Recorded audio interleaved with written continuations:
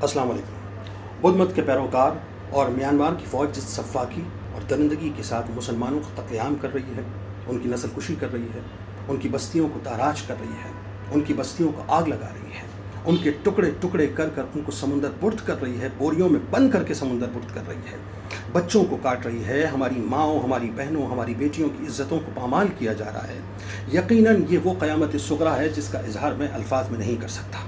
اور میں اس بات کو جانتا ہوں کہ ہم اس تکلیف میں مبتلا ہیں کہ آج OIC کیوں خاموش ہے،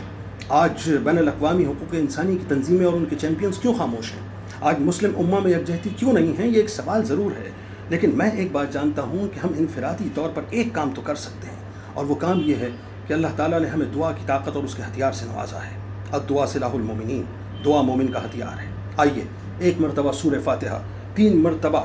سورہ اخلاص پڑھ کر، اول و آخر درود پاک پڑھ کر شہدائے روہنگیا مسلمانوں کے ایصال کے لیے دعا کیجیے، ان کے درجات کی بلندی کے لیے دعا کیجیے، روہنگیا مسلمانوں کی اس تکلیف کو اللہ تعالیٰ دور کر دے، اس واسطے دعا کیجیے۔ دعا کیجیے کہ اللہ تبارک و تعالیٰ روہنگیا مسلمانوں کے ایک ایک بچے کی حفاظت فرمائے، اللہ تبارک و تعالیٰ ان کے جان مال عزت آبرو کی حفاظت فرمائے، اللہ تبارک و تعالیٰ بدر و حنین و خندق کے صدقے سے غیب سے ان کی مدد فرمائے، اور ایک مرتبہ پھر مسلمانوں کو وہ وقار عطا فرمائے جس وقار کو وہ کھو بیٹھے ہیں، اور اللہ تبارک و تعالیٰ مسلم امہ کو متحد کر دے اور اس کو یکجہتی عطا فرمائے۔ اللہ تبارک و تعالیٰ آپ کا، ہمارا اور روہنگیا مسلمانوں کا حامی و ناصر ہو۔